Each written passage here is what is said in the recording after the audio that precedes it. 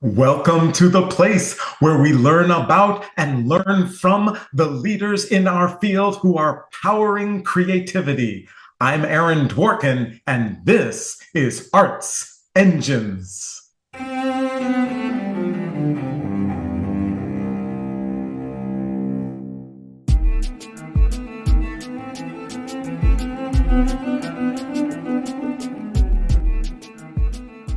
Thanks again for joining me here on Arts Engines. Today's guest is Stéphane Denève, who serves as artistic director of the New World Symphony.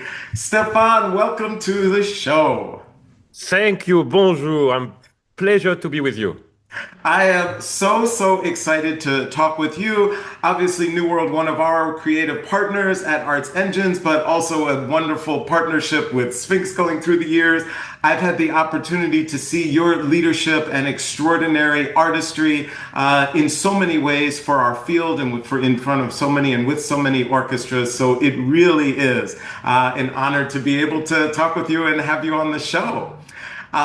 So I thought, right, obviously New World is just one of these such unique organizations and orchestras in our country. And one of the things that you're leading is the Modern Masterworks series at New World. And what I thought would be great is if we could kind of delve into that a little. And what I thought I would just start off with is kind of why Modern Masterworks? So, in other words, you clearly have a passion and an affinity for living composers. And just curious, kind of, if you could share with us why. Well, I love music of our time because it speaks about us. It reflects about the world we are in today.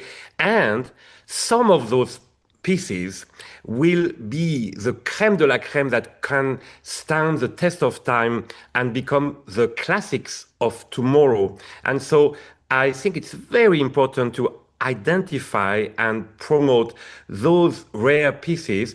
And the great thing is that at the New World Symphony, we have an amazing, of course, building institution, fellows that's so talented, and we actually have the capacity to film everything and to document everything, and therefore we have the series of presenting those pieces of today that we believe will be the repertoire of tomorrow, and to make docu-series about it that will put them in perspective and allow people globally, thanks to our YouTube channel, to actually know about the composer and get a direct approach to how those pieces were actually composed.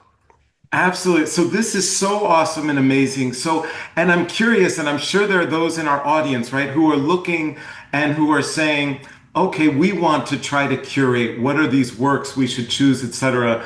So I'm curious, as you think about it and you do this curatorial process, what kind of feeds what you believe will be that masterwork of tomorrow? Well, What are there components you look for in a work? Well, let's put it this way. Inevitably, it has to be a bit subjective because I cannot fully predict the future. I wish, but I'm passionate. I love music of today, and I listen to a lot of it all the time. So I hope, of course, that I have a little expertise about what is done today. But actually, I'm always trying to see if there is a consensus about a piece. And for instance, the first piece of our Modern Masterwork series is called Blue Cathedral by Jennifer Higdon. And it's arguably actually one, if not the piece that has been the most performed since 2000. It was just premiered at the start of this new century, and over now 26 years it has been played by, I don't remember, like 700 orchestras, I mean thousands of times. And so clearly this piece has met its audience, its interpreters, and I'm glad to help this piece to indeed get established forever in the canon. So that will be, for instance, the first one. But yes, there will be some risk taken in choosing a piece over another, and that's a challenge. That's awesome, but it must still be so exciting to be able to do that exploration. And do you find as you're looking into these works, do are as you look into it, is it kind of purely this artistic, or you referenced kind of that they tell the stories of today? Or do you feel like with what's going on in the world or in communities around us, does that also feed into kind of what you're looking for in terms of composers and the stories they're sharing? Well, it is interesting because every artwork actually inevitably, of course, speaks about the time it is composed, made, if it's an art form, a visual art form or something. But uh, I think at the same time, we look for what is timeless. And so what is important is to see how a piece indeed that is speaking about the world we are in can inspire people in the distant future. So that's for me the challenge, and we need to just identify the pieces that don't only have a message, only and today a lot of pieces have a political message, but on top of this message, to have the substance, to have just the art quality that will make it timeless at some point. Awesome. That, no, that's incredible. And one of the things that it seems to me too, when I look at the composers that will be featured in Modern Masterworks, there's women composers, composers of color. It seems that it's clearly pulling from and audiences will experience diverse storytelling. And you know what is the good news? Is that actually those pieces are chosen for musical reasons only. And it's spectacular and fantastic that it happened that it reflects the world of today, which is more diverse. So something is going in the right direction, I have to say, because it's not a conscious decision. It's just a result of analyzing the pieces that indeed are successful today. So that warms my heart and gives me a lot of hope for the future. But you know, our art form has a future, and that's what is very, very touching at the New World Symphony is that there are all those talented young fellows that arrive and have a lot of new ideas, a lot of new dreams. And this institution is very special in allowing people to grow those ideas and actually make them real. We have something we call Blue Project. And this Blue Project, we help fellows to just carry their own project and make it possible. And so I really think that at the New World Symphony, you can have a glance to what the future of symphonic music will be. Which I love, right? It is truly this unique place in our orchestral ecosystem. And I'm curious, as you were kind of coming to New World and seeing and being able to, you know, work with fellows and have the extraordinary technology at New World, and especially video media capacity, did that in any way influence, or has that evolved at all your sense of what are the kind of modern masterworks, and or what can we do orchestrally? Yes. Yes, fully, because what I see happening in our art form is that there is more and more immersive experiences, and I would say just experiences in general, trying to find new ways to express indeed the world and new way to find sound that never existed before. And I give you another example. Our second Modern Masterwork series is actually about Palette, a piece by Anna Klein, which I absolutely love. And this is a piece actually that comes with an augmented orchestra. So there is a treatment of the sound live with some microphones that are associated to some instruments, and the sound is modified right away, filtered in order to create some new sounds, new effects. And on top of that, there is a total immersive quality because Palette is based on 7 paintings that she has made herself. Anna Klein, she's also a painter. And we were able to immerse the audience, thanks to the beautiful cells of our New World Center, to immerse the audience inside of those paintings. And thanks to the lighting, we have so many amazing, lighting possibilities there. Actually, it was amazing because you would feel at some point that it was almost a synesthetic experience. You didn't know what was sound, what was vision. It was just coherent. And those are the kind of experiences that I think are new and that also be part of the future.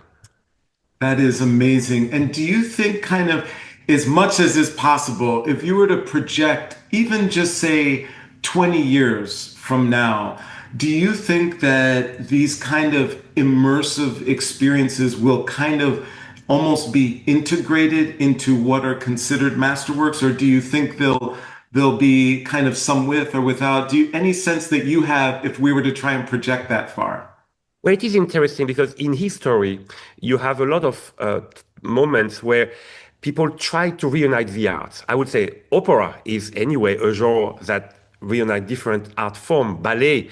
And so you have Wagner that try, of course, to have this immersive quality in his operas. Then you had the Diaghilev Ballet Russe, where you had Diaghilev not only commissioning amazing composers, but their equivalent in visual art, you know, the Picasso and etc. And and I think that we continue that history of trying to unite in general, but also unite the art form together. So yes, I believe that will be always more present because there is an incredible evolution of the technological aspect of it. Now, almost every orchestra in this planet has a nice screen to start with where they project films. So you can more easily than 20 years ago project anything on a screen, and the lighting effect, the computers that can, you know, just organize all of that. I mean, everything is there to allow dream to become true. So yes, I believe thanks to technology, thanks to union of different art form and artists together, we'll have more and more of that. But at the same time, I still believe that just the traditional, I would say, concert form of having just an orchestra with no special lighting, just and you look at them while they perform music, that will also continue, of course, to be and to exist forever, because it is something absolutely special and unique today, which is that there's just a communication from one heart to another and just a vibration of sound in between. And in a time where we are always more, you know, just separated from each other and lonely with all our screens, I think those experiences where you are just with a big group of people close to each other, breathing together, feeling the emotion together, and feeling indeed the vibration in the air by people playing their instrument, that actually will be more and more precious. So I'm extremely optimistic about the future of what we do because I think it's always more necessary for a human being experience, and it will be enhanced even more by the technological aspect. So we're in a good place. The what you just shared is why everyone watching this should go to an orchestra concert this week, and especially come and see the New World Symphony and one of their amazing performances. But the way that you captured that experience and the uniqueness, and especially in this time in the world, why our art form is just so critically important and brings us together in a very human way. Unfortunately, we are just about out of time, but I always like to ask this question of all of my guests. Your passion for what you do is so extraordinary and is so present. But there must also be tough days, days where something's just doesn't seem to be coming together, or you're not able to create that or shape that sound that you want. And I'm curious, as a leader, when you find yourself in challenging moments like that, what do you do? Do you have any mechanisms or things that you do that help you through the toughest of times? Yes, if I may say, I try then to listen. Just listen. And I say that, by the way, to all the fellows all the time. I said, the answer is in the other. You have to believe in the miracle of the other, you know, and try to be vast enough inside of you to welcome and receive what the others can give to you, the other musicians, the staff members, the audiences, like anybody. And so Yes, of course, it's a lot of work. I'm studying all the time, and I have to try to make real what I dream. And when it's difficult or when I'm struggling with something, the answer is just to receive. Because the more you receive, the more you give, and the more you give, the more you receive. So, that's a simple law. So sorry, I'm reinventing the wheel here, but really just listen to each other. I think respectfully is the way to get over anything. Stéphane Denève, you truly are one of the arts engines who is powering human creativity in our world. Thank you so much for everything you do for the orchestral world. Thank you for everything you do at New World. And thank you so much for being on the show. Thank you for your enthusiasm, for your beautiful smile, and hope to make music for you very soon at the New World Symphony.